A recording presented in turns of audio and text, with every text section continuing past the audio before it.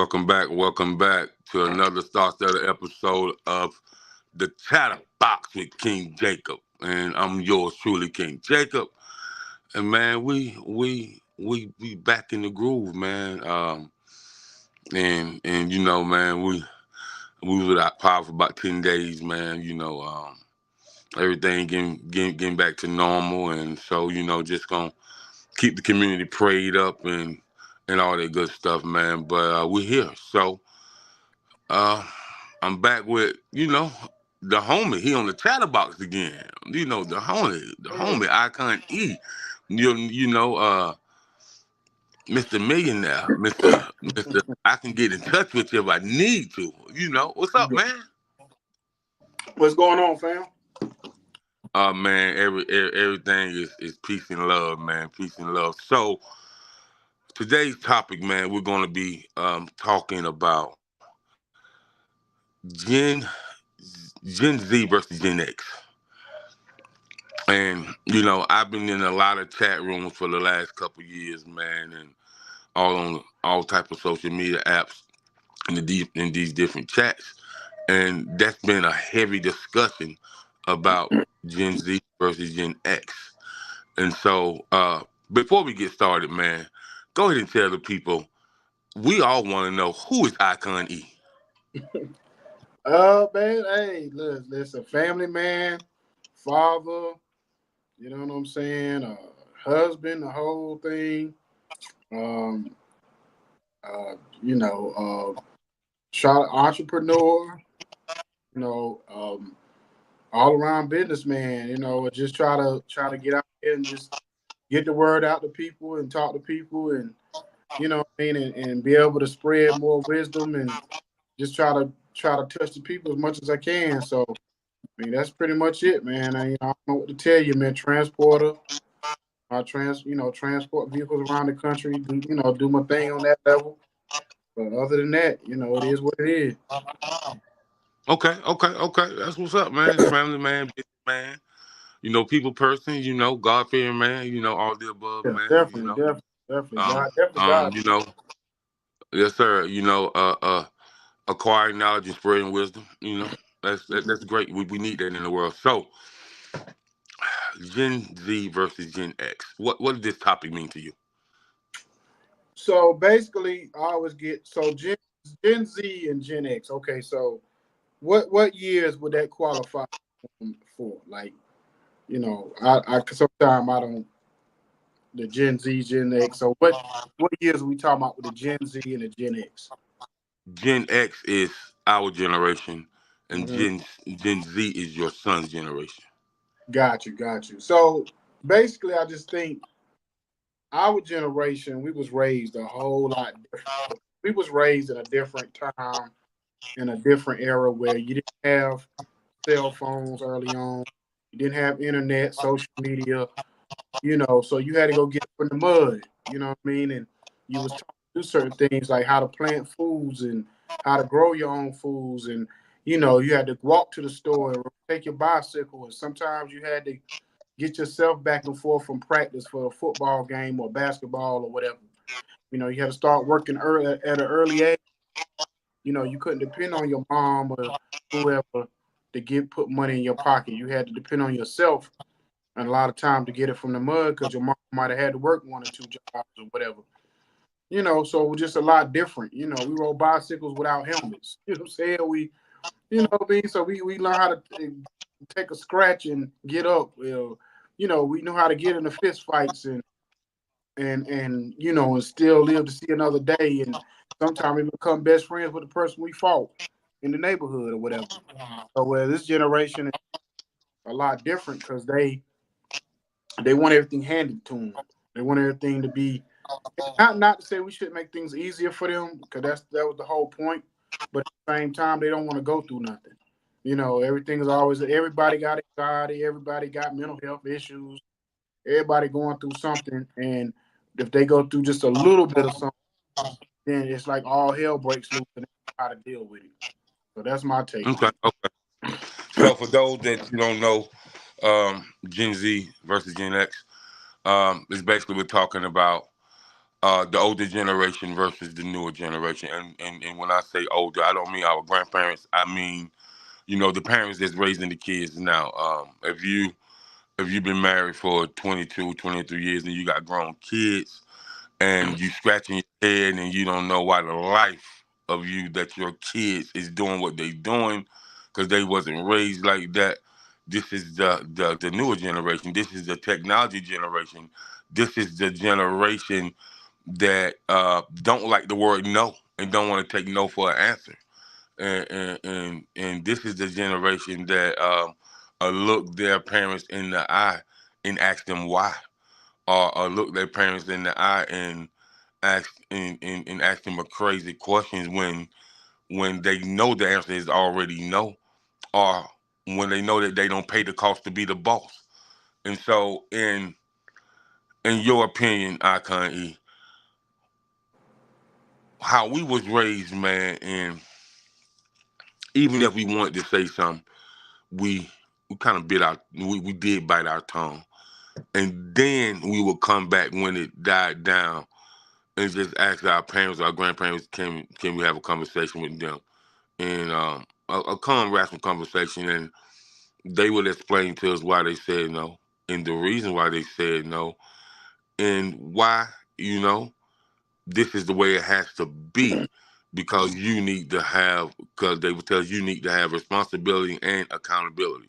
So versus these kids now, the newer generation, every time you tell them no, they got some type of anxiety, or they get depressed, or you don't love them, or why you treat this one, why you treat my brother better than you treat me, why you treat my sister better than you treat me, or or go do some crazy and sneaky mess, and after you done said no, go try to ask their mama.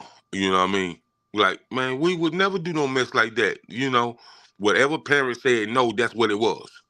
Mm-hmm. So why do you think these kids have the balls and the gumption to try to have a divide between the husband and wife, the mother and the father? You think that one is going to say yes, even though the other one said no? Well, why do they even have that in their mind? Well, because a lot of time, one of the parents or both parents, they got to like a lot of these parents out from our generation, they have a different way of raising the kids. Their parents used to spank them or talk to them a certain kind of way or tell them no, and they didn't want to raise their kids the same way. Um, I was watching TikTok the other day, and I think it was TikTok or Instagram or something, and I seen this lady talking to this her husband, and they had just newly got married. He had a stepdaughter because he was trying to get on his stepdaughter about something, and the mom basically told him, the wife basically told him, you don't chastise my daughter. I brought you into this relationship for me, not for her. So whatever she got going on her that need to be disciplined, whatever, I deal with that or her dad deals with that. You know what I'm saying? You don't have nothing to do with that. And then Oh, well, back up now. Back up now. But this man that she's married to is feeding her, clothing her. More than likely, she on the young lady is on his insurance. Um, and he makes sure that she's good because he's the man of the house. That's what he does. But you can't say nothing to her. Can't chastise. Can't say nothing to her. What type of marriage is that? And what type of relationship is that? I mean, so this is kind of my thing. I kind of blame him a little bit because I say, what did y'all establish from the beginning? So if y'all been married, if y'all married, I don't know how long they was married, but if y'all married, y'all established these ground rules and this from the jump. Like from the jump, you should have already been looking around. Okay, what's my role and how? Because the first thing when a man and woman be together, you got to be looking like how child and how do I fit into all of this? Because if I can't be because this is what and I want women to hear this that really really hear this I'm about to say. At the end of the day, a man is a man first before he's a father, before he's a husband, before he anything else. He a man, and if you don't allow a man to be a man in his own house, then it's not gonna work, ladies. It's not. You know what I'm saying? So at the end of the day, if that man is the man of the house, you got to treat that man like a king. You don't gotta be submissive to him in a way where, like, you just, do everything he says. But at the same time, he's supposed to be the leader. And if the kids look at it, I don't care if y'all been married for 30 years or y'all been married for 2 years. If your kids don't look at that man as being the head of the household, you're gonna have a lot of problems. You know what I'm saying? That's what, Mm. because a lot of time it be the mama. I hate to say it. A lot of time it be the mama. She be easy on the kids and whatever. And the dad, when he try to lay down the law, the mama don't want him to do but so much, and it causes some issues. You know what I'm saying? So at the same time, especially, and I hate to say this, especially in the black community, these women sometimes they want to be the man and the husband. You got to choose which one you want to be. If you bring a man into your life to be your husband, you got to let him be the husband and the father, and you got to let him lead. You trying to be a leader because you used to it for the last 20 years or 15 or 10 years, you should have never brought that man into your house. You should have never That's married him. right. If you're not gonna let him be the man, don't bring him into your life. That's Man. right. That's right. So we're gonna take a quick commercial break to pay some bills, and we'll be right back live on Chatterbox TV with King Jacob and yours truly, Icon E. All right, we're back. So we're talking about Gen Z versus Gen X. Basically, um, that's the politically correct term nowadays, but the older generation versus the younger generation. And speaking of the older versus the young generation, now you have a son that I'm pretty close to, consider him as my nephew. And we've had some great intellectual conversations about business, but about life as well. So, for me, talking to your son and being around him, he acts more like he's from our generation than his generation. And so, what did you do to put those qualities of being a manly man and him taking accountability and him understand that life is all about responsibility. Like with him being, under 30 years old, how did you kind of shape him to help him understand, because he's married now, and you know he's about to be a father any day now. So what did you do to shape him as a man? I just was always talking to him about a man's responsibilities as far as accountability. Going out there and hustling, getting what getting yours. Don't of allowing other people to take care of you or whatever, Hmm. and you know at the same time understanding how to treat people. Whether it's your friends, whether it's your family, whether it's women. I was raised by my grandmother and my mom, and a lot of older people, a lot older women was in my life. I didn't have a lot of male role models growing up, so I had to lean on strong black women in my around my circle, and so I always kind of taught him how to like especially treat his mom and his sister, and he'd be a protector. Because about my son, he don't like conflict or whatever, but if you mess with his mom or his sister, all hell gonna break loose. Like brother or whatever. He's just that way. He like me and him talked a couple of weeks ago when he was like, Dad, I just watched a lot of times it wasn't what you said, it's the way you moved, the way you did stuff. So I sat back a lot of time and just watched you. You know what I'm saying? You didn't always have to say what it was. I just kind of seen what it was by watching you go out. He said, I used to see you, and it kind of threw me off when he said this. He said, see you, Dad, you'll go to work all day long, sometimes work two jobs, and then go out to the club with these artists and manage these artists or go show your face at an event or a club or something, and then come back the next day and do it all over again.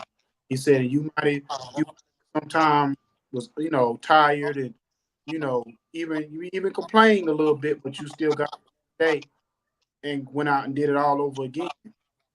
And you always was there for me, my my sister and brother. No going on, you was always there. So he said, so you didn't a lot. He said most time you didn't say nothing. I just watched how you move, and that's the big thing with men.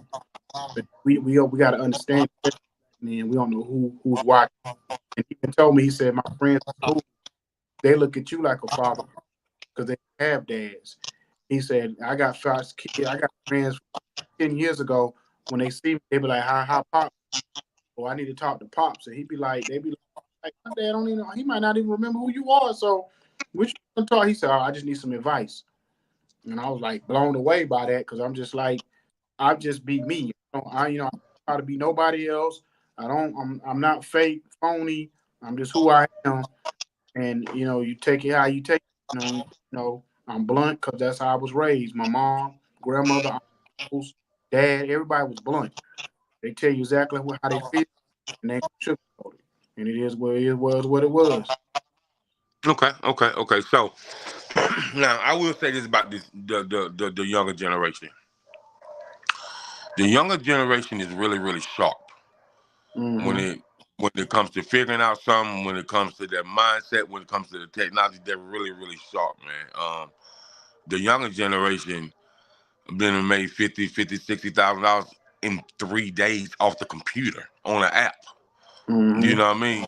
They they're they're really sharp, but when it sometimes when it comes to them, when it comes to understanding how life works and how it fluctuates and how it functions and how life gonna life, regardless of how much money you have. Sometimes I think really they don't get it. You know what I mean? Because every young person I know want to be famous. Believe that. Mm-hmm. I have not seen so many young people get so many photo shoots in my life. Um, I be telling my little cousins, I say, man, y'all 17, man, and y'all ain't really been nowhere seeing the world, but y'all still celebrities. I said, man, y'all be dressing like y'all about to go to the Grammys. I said, man, but I just don't think they really get it when it comes to society. Cause society will chew you up and spit you out. Society don't care who you are. Society ain't got no color, race, creed, or no face. Society is gonna life, and it will chew you up and spit you out. You know what I mean? Uh, the world is a place that it owes nobody nothing. You know what I Yeah. mean? It's like I heard Tracy Morgan say, God gonna give you the business, but He ain't gonna manage the business for you. Mm-hmm. He gonna put you in some places that you need to be. Yeah. Once he opened that door, you can't let it close. Mm-hmm. And so, as far as on a mental and emotional level, why do you think the young men are so emotional nowadays? Well, because of there's not enough male role models in these young men's life. So a lot of time you ever see a young man, and I've seen a lot in Atlanta, especially around my kids' friends, and I'm like, a lot of them, they have like what you call like female tendencies, but they not homosexual. They just that's it, 'cause what they was They watching. soft. They Huh? soft. Yeah. They soft. Well, I wouldn't even necessarily say the word soft. It's just because they've seen how they moms and they people around them, there's all women move, and so they what taught how to, like I'm gonna be I'm gonna tell you a crazy story. When I was a kid, I used to have like what they call like a pimp walk. So I taught myself how to walk with a pimp, and people like with like Bob to me. Yeah. You know what I'm saying? And I did that on purpose because it's like I feel like it was a manly thing to do. To walk with that little swag about me. So when my friends see me coming, they're like, they go eat, they go eat. You see that walk. So it's like certain things that you learn as a young man to do it. Like I seen a guy earlier today, and he was with his wife or whatever, and he holding her pocketbook. And I'm like, men don't hold pocketbooks. Like when we start doing that, you know what I'm saying? Like that's something you just don't do. You know what I mean? Like well, I wish a woman would tell me to hold my, man, that she like, for say to tie her shoe or something, or to get up from the table or something. Like I hold it for you, but I ain't about to walk into the car with your pocketbook in your hand. Look, I carry the groceries, and you carry your pocketbook.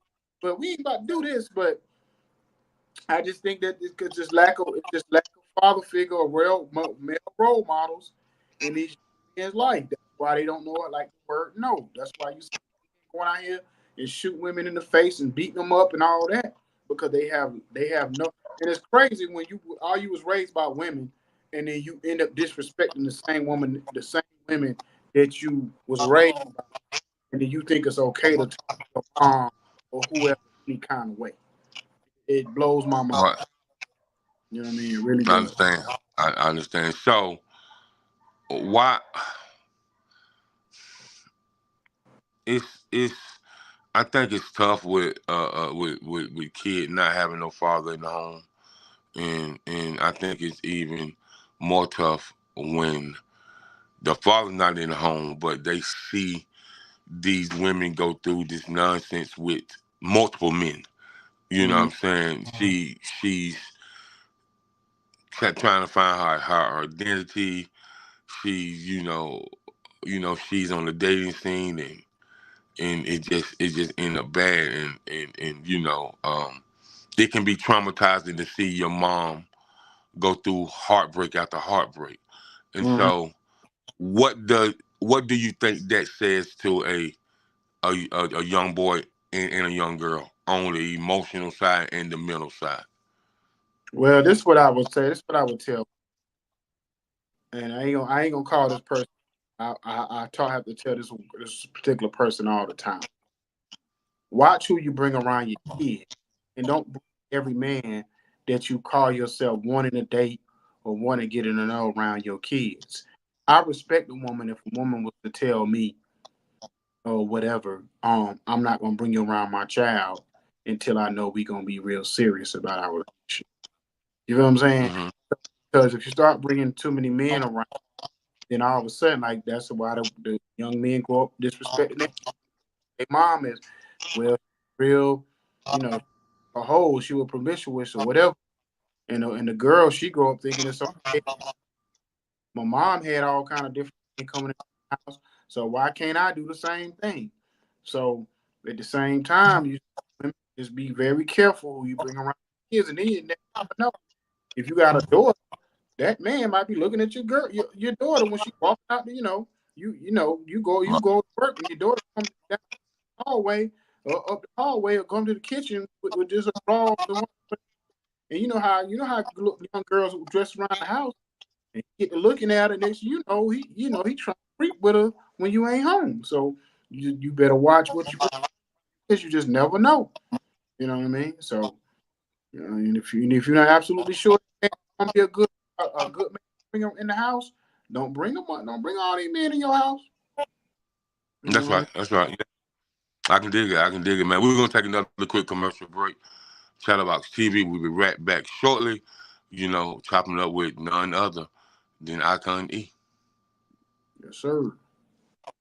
All right, we're back, and we're discussing the the Gen Z and Gen X, man, and we're discussing the tools that they have when it comes to their smarts, but the tools that they need to use when it comes to paying attention unto how the older generation did, and how the older generation is still sustaining in life and just navigating through life. Because you don't you don't navigate through life and be 47, 50, 55 years old just cause, or you don't stay in Mm, a marriage for 23, 24 years just cause. that's mm. that's not an easy task. Neither is easy. So if you had to sharpen the younger generation up, what is the first, name me three things that you would kind of sharpen them on? Um, the main thing I would probably want them to understand how to go out and work for something. So I think any child when you get to a certain age, unless you work in a situation where like your parents have a farm or something like that to work on. Like I started working when I was 15 years old. Never stopped working.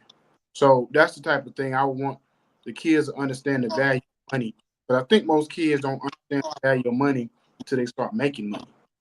And then all of a Mm-hmm. sudden, when you grow money, then you kind of like, oh, you know, I need to budget money because, especially if you want them shoes. My son come to me, I want a new pair, I want the new Jordans or the new whatever. You know, okay, you're gonna have to work for it. You know what I mean? So you gotta teach kids early on chores and how to get make money. But then secondly, I would say um, get them involved in activities that's going to challenge them mentally and somewhat physically. My son, I ain't gonna lie, my middle son, he wasn't athletic at all.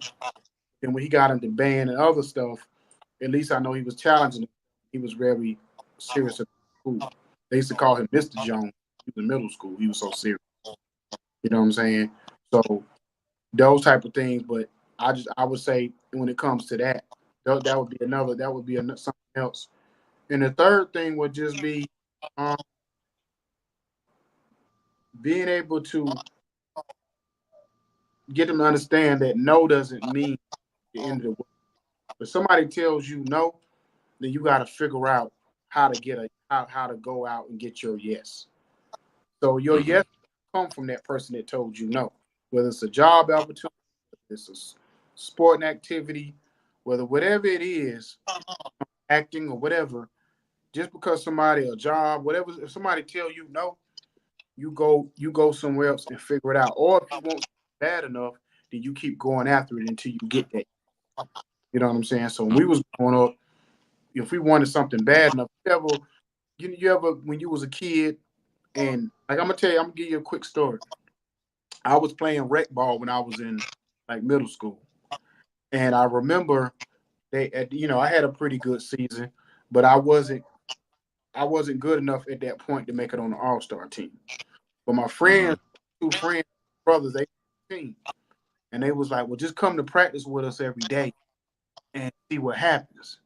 So I would go to their All Star practice, and if something happened with one of the players or whatever didn't make it or whatever the case, somebody didn't make it, and they put me on the team.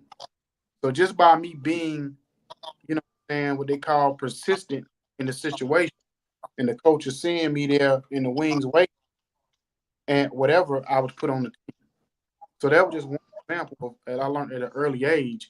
If something bad enough, when I also one quick other story, I was in middle school and I was the man. One of my friends I knew, we weren't even really friends. Friends, we were cool. He was the manager of the baseball. Now, manager of baseball in middle school is different from what you see from a real manager, like what you see like in professional ball. Manager when in middle school is like basically being like almost like being a gopher. I ain't gonna lie to you. You got to get the bats for the players. You got to do certain things, make sure they good, they quick, right.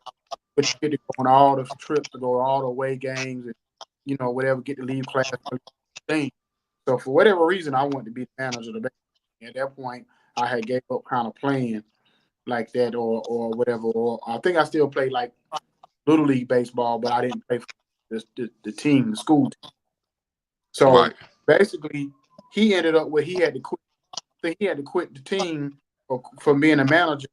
I think his work slipping or he had to work. Something happened, and he recommended me to be the manager, whatever the team. And from after that, I was the manager for the rest of the school year. You know what I mean?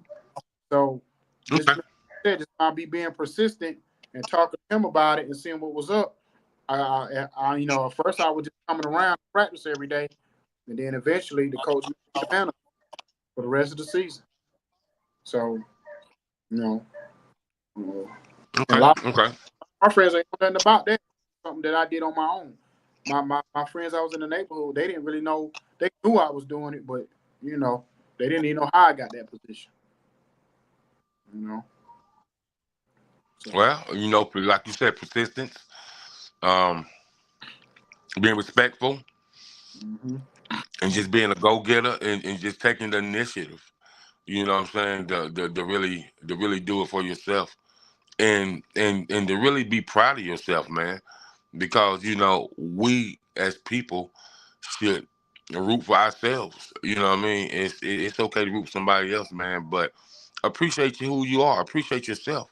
You Mm-hmm. know, understand that you have this identity that you know people love. You know, there's certain stuff that you know people love about you, and you know that's why they always want to be in your space. So yeah, keep on doing that right there. Keep on doing that right there. So when it comes to how the world is set up, this is an election year, and I see it's a lot of younger kids that talk about political issues. Mm-hmm. Um, and I see there's a lot of kids that's worried about if the education bill is going to get cut, you Mm-hmm. know, this new election year. And so, why do you think kids are more in tune with the political issues and really politics as a whole? And why do kids promote on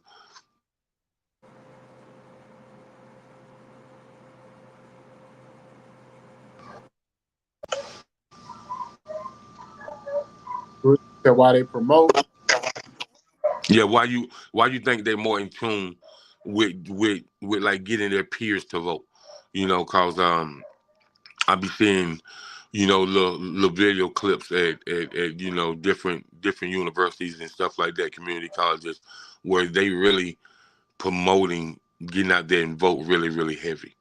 And so, you know, why do you think that is? Well, you know, it's funny. I think over the last probably, you know, as far as we can always remember, we was taught about politics way back in like middle school when you had to Right. vote for class president and vice president and secretary and treasurer. So we learned about politics from a very long time ago. And I just think Hmm. because of media and the internet, these kids got more. They get information quicker and faster. So we didn't have internet and all that back in our day to get. I think all I came straight from the news, straight from TV or the paper. So we didn't get all the information kids get to kind of make an educated decision on who they want to vote for. That's why when you hear a young person say, "I'm not going to just go Democrat" or "I'm not going to just go Republican," just because my mama or my dad went that way, my mother, my ancestors. I'm going for the best candidate that suits my needs or whatever, or Right. who I believe in or gonna help change my situation or whatever the case may be. So I think that's what it's really about because you might hear kids tell you they're gonna vote for Trump or they like Trump better than they like Kamala Harris or whoever based off of whether you like it or not, just based on what they feel like that person is giving them that this other person may not. You know what I'm saying? So Right. you just like, you just never know what kids is thinking when it comes to who they want to vote for.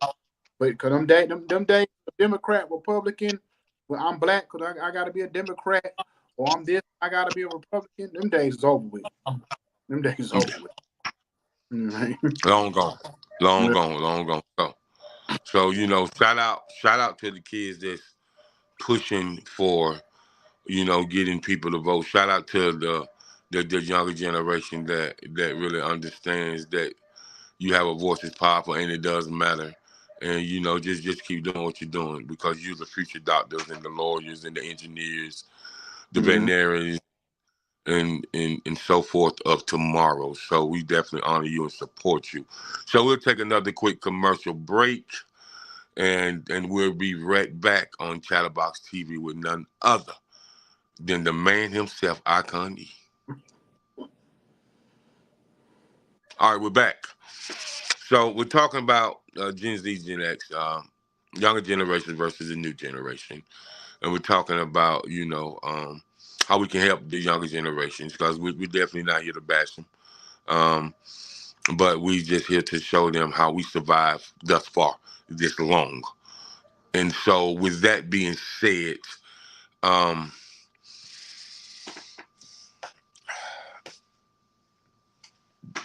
why do you think society has an agenda to try to shape the younger generation, and sometimes it looks like society don't want the younger generation to be great either. Like when we was younger, a lot of us felt like they didn't want us to be great as well. So why do you think, as you see on the TV, you hear on the radio, with the news, I remember I used to have great stories on the news where people really helping each other in the community, where people could really trust the law officials back in the day. You know what I'm saying? Like there was some officers that I know that coached Little League baseball, Little League football, Little League basketball, that was always in the community, even though they worked as police officers, but they were still in the community. Why don't you think we have that anymore like we once did? Well, when it comes to the police officer neighborhood, the police officers kind of mess themselves up with that. For one, they don't do the due diligence. A lot of them, some I can say, some of them don't do their part as far as going into the community and developing a relationship with the community.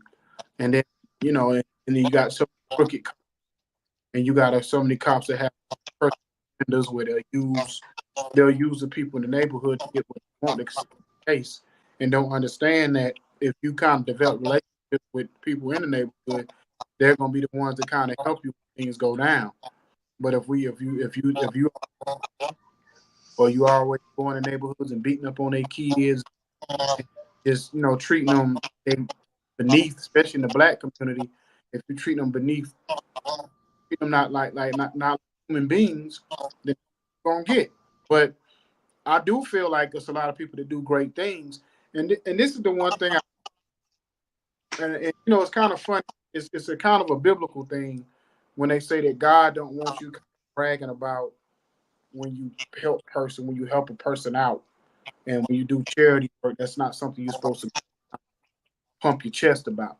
But I don't Hmm. think I think sometimes some people misuse that ideology because I'm thinking or don't really understand it, because I do think God wants people to see what you're doing in communities to help other people, to bring other people along. What's the whole point of doing something positive for people if nobody sees it? You know what I mean? So you don't got to chest out, but at the same time, if you want people to join your situation, your cause, you got to let people know what you're doing. You know what I'm saying? So my thing is, with so much negativity in media, why not push an agenda that's gonna be positive? Because everything, me and you, if me and you was on here fussing, fighting, and cussing each other out, our numbers might be through the roof. But the fact that we in here two positive black men, trying to push a positive agenda, or we might not get great numbers or whatever. But that's where we at in society. But that's why everybody looks at, oh well, this generation, they so caught up. You say they caught up and want to be famous that they forget at the same time on how to be great, because they just so and famous now ain't famous like it was. Because you think about it, famous back when we grew up was different because it was a separation. So basically, it was like me and you, and Michael Jackson or Michael Jordan or Magic or whoever. You know what I'm saying? Now this generation, everybody famous. So famous people don't even get respect they used because they used to get the famous people used to get protected. They used to be kind of treated a certain way. Where now everybody want to be famous, so nobody gets respect and love like they're supposed to no more. You know what I mean? Right, So right. yeah, so I, so it's crazy, right? it is, man. So, and man, I just want the community to be safe. So it's nothing wrong with people understanding that the police officers are there to protect and serve. And I will say that some make it bad for others because all of them, some just want to do their job and go home and get back to their family. Mhm. They ain't really out trying to rough people up or anything like that, man. But I just say, man, to all the the people that understand this. A good name is worth more than gold. Mm-hmm. So if your name is good and it precedes who you are, and they can identify that name with the person that you are, and people have positive things to say about you, you can get more help than you realize from your Mm-hmm. city council, from your county councilman, from the local police officers, from the director of education, as far as the superintendent of education in your school district. They want positive people to be in the neighborhoods. And then you have the old school people, man. You know, they gon' they they might like you, they might see you grow up, but if you're doing something wrong, they gonna tell it because they want their neighborhoods protected and secured. And so, with that being said, we have to understand that there's a policy that's put into place to protect the neighborhood, and there's certain people who's been living there for longer than me and you've been born. They gon' they gonna protect their neighborhood.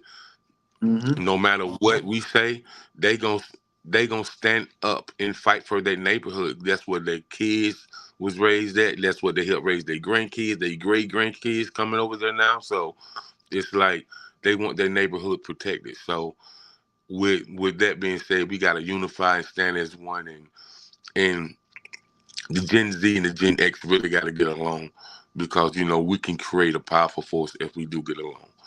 So we're gonna take this last commercial break, and we'll be right back momentarily with none other than Ikon E live with me on Chatterbox TV.